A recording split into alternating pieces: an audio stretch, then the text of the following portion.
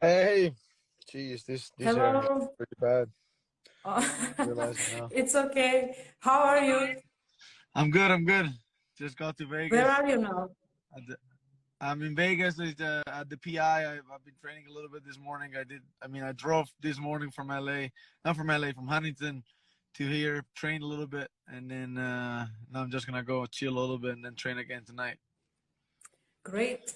How is your trainings going? We saw picture with Nate Diaz and Uros. Are they Oh your yeah, yeah, sparring partners? It yeah, seems yeah. like they Well, are a good training company. what's up, Cody? I just saw him today at the PI. Sorry. Um, Well, no, Uros is my training partner, like training partner, like on a daily basis, basically. And Nate, I just we're just good friend, and sometimes he comes by a brick house in LA, and I go there a lot too. So I just met him, and then we trained together, and he brought some of his boys, and I was there, so we exchanged some rounds, and it's always good work with Nate. So Yeah. yeah.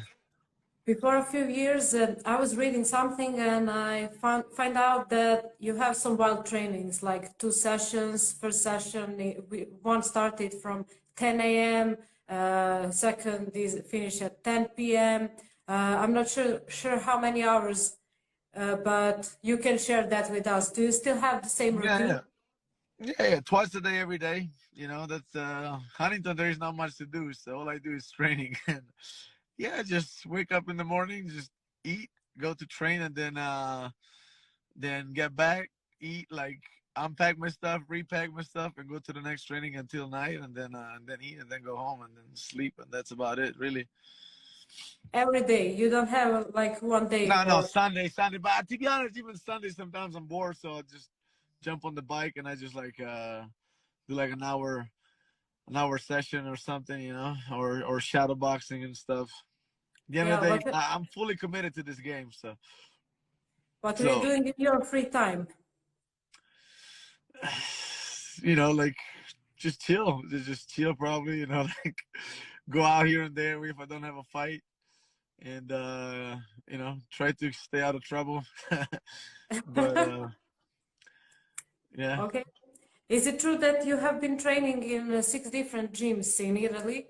What are Oh your yeah, yeah, beginnings look like? yeah. In Italy was a mess because I didn't realize in the beginning that MMA didn't really exist. So then I had to go like many different gyms. I was getting on the train, like go like an hour away, do one session, then oh, you see, yeah, that's it. Yeah, you see, like I'm drinking coffee with Giga on my free time. Giga just popped in. Yeah, so what? But yeah, so yeah, no, I was going all over the places, and then eventually I moved to London after 2 years, because I realized there wasn't really much that if I wanted to bring it to the next level, I had to move somewhere else. So yeah, but yeah, I was going, I was doing wrestling on one gym, MMA in another gym, boxing at another gym, Yeah, competing in all different disciplines, and so yeah, basically that. so that's true. Can you remember your first MMA fight? Oh yeah, yeah, yeah. It was at a tattoo convention, actually. My first MMA fight. It was pretty crazy because it wasn't even a ring. It was just like some mats thrown down on the floor, and yeah, I was just so pumped up. Like I just remember, it was probably like I probably was training for like 4 or 5 months, and I just wanted to fight so bad, and I'm like, like just You put me just, in. I'm going for it. Yeah, yeah, yeah. And yeah, no, I dropped the guy, then submitted him, but it was fun for sure. I mean, it was at the two conventions, so it was like people was almost on top of us, and fucking Giga talking shit. But yeah, so um, yeah, people was almost on top of us, and it was fun because it was like all these people getting there to just like see, like to watch like all different kind of artists for tattoo artists and stuff. So yeah, that was my first fight in Milan. Okay, so Your first martial sport was kickboxing when you were 13 years old. Am I right? Yeah. But So, I mean, right away I started jujitsu too. Basically, in my mind, mhm. I always wanted to do MMA, but there wasn't really any MMA, so I started with Thai boxing in the beginning, and then right away got into like jujitsu and stuff. Yeah, so how would have your 13-year-old self feel if they knew that this gonna be the life you live? That's the thing, like I, like it's one of those things. Like if I would have known what I had to go through to get to this point, I don't know if I would ever, if I would ever start.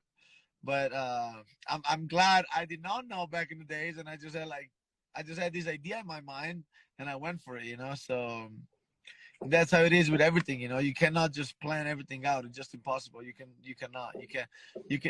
count on, like, you can like predict so many variables, but you can't predict it all. So you just gotta go for it and just believe in it, and then eventually it will happen. Israel is still the one. What do you think about that fight, Israel Whittaker? And what were your expectations? Yeah, I mean, it's, I don't know, man. I mean, I don't. I just my mind. I mean, my mindset changed. My mindset changed after the last fight. Like after the last two fights. Like I know I'm gonna get these title shots and this title shot again eventually this year, or I mean, I believe this year. Um, but from now on, I'm going for the kill. Like I'm really gonna go for the kill, and you guys gonna see it. It's just I changed my mindset, and for me, it's not about, like, of course, it's about winning, but it's about, like, I don't know, just like going out and like and breaking my opponents for real. Like I developed a different like knowledge on fighting. I feel after my last fight, and I can't wait to show it in my next fights. So whoever I have in front, I'm just gonna go for the kill, and then I don't even need to talk that much. You just guys gonna see it when it's time to fight. So now Anthony Smith believes that Alex Pereira has the best chance to offending Israel's Adesanya reign in a middleweight as a middleweight champion. So what do you think about that? I don't know. Let's see. Let's see. I know who's gonna fight next. I can't say right now because I might spoil it. But I know who he's gonna fight next, and that's gonna be a real test. And I don't think he's gonna pass it. I don't think he's there yet. But I know why they're making this fight, and I mean, he's definitely a good fighter, and he can crack. That's for sure. But from there to being elite in MMA, it's a different story, and I think he's not there yet. But we'll see. I mean, he's definitely a good striker. Is there any chance to spoil us your next fight? Nah, because it's not on my business. I wouldn't do it if it was my business. I could have taken a decision, but since it's not, it's not. It's Yeah. I can't do it. So you are now third rank guy in the middle division, and above you are Cannonier, Whittaker, and Israel. What do you think? Who will be your next opponent? Are you I believe 100% sure? I believe Whittaker is gonna be the one. I believe, and to be honest, I mean, like there's two guys that I want to beat before I'm over with my career, and one is Whittaker and one is Adesanya, and I'm gonna beat them both by the time I'm done. So, you know, that. So I definitely won that fight, and I think it's gonna happen, and I'm excited, man. Like, I mean, that's a fight that really excites me. Yeah. Darren Till said that he would like to fight Sean Strickland, and if he get that opportunity. So how do you see that fight? Like, Darren Till is a joke, man. Darren Till is a joke. Like I would be ashamed to like the video that are going around right now with him being like a like a fat boy, like you know, like he looks like a burger. Like it looks like he's I don't know, like he looks like somebody tied him up in a shirt. Like he's so fat that like he doesn't even fit in his own shirt. And you know, being toyed around by Kamzat like that, I would be ashamed. Like it's just not a good look for him. I don't even think he's gonna ever be back. You know, he's a like I don't even think he's ever gonna be back. Like if he fights Sean Strickland runs through him like it's nothing. It's I don't think Darren Till is not even in the picture he's not even top 15. I don't even it's irrelevant, to be honest. Darren Till is irrelevant. So describe these fighters in one word. Paulo Costa. Fat. Okay. Derek Brunson. Old. Old. Jack Hermanson. Washed up. Nate Diaz. OG. Okay. So you tweeted something interesting before 2 weeks, let's say, and the guys are still wondering who is Felicia that hits harder.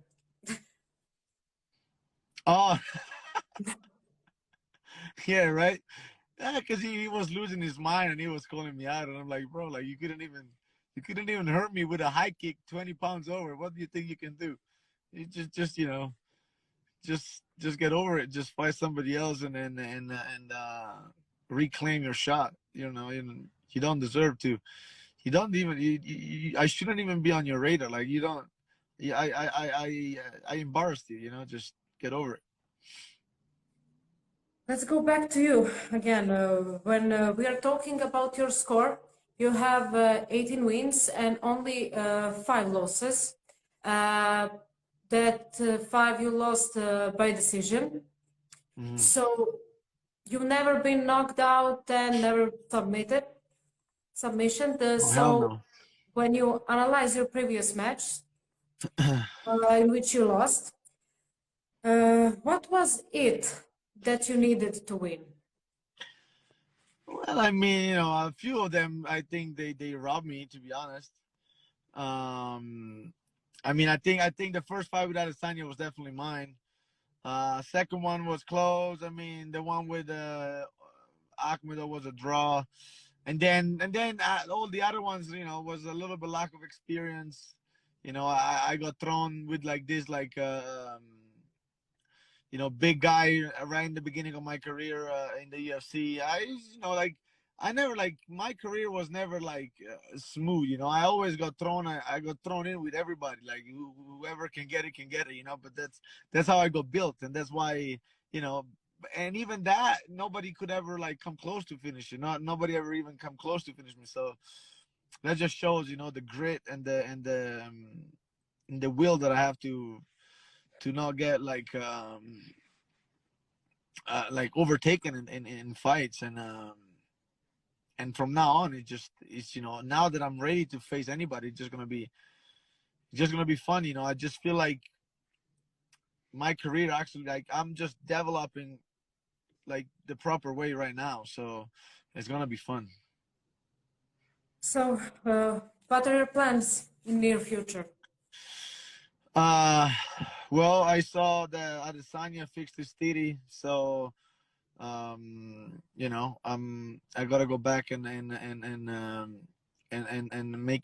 make him get it like a new one, because I feel like whenever he fights me, he gets steroid up, and you know, I need to make sure that I beat him, so then it's over with him. And I mean everything goes back to like winning the title. So I think next is gonna be Whittaker, and then after that, I cannot be denied a title shot against the steroid user Adesanya, and then that's it. Then we'll see. I'm not gonna miss the second chance with Adesanya. So I mean, that's definitely the goal. And another fight that I really want, like I said, is Whittaker. So let's make that happen, and then let's take care of that first, and then take over Adesanya and be the first Italian UFC champion. Man, okay, keep going. Thank you for sharing all these information with us. And we hope next time we will talk with another, let's say, first Italian champion of middle division. Thank you. Thank you very much. Let's go. Thank you for your time. Bye. Bye-bye.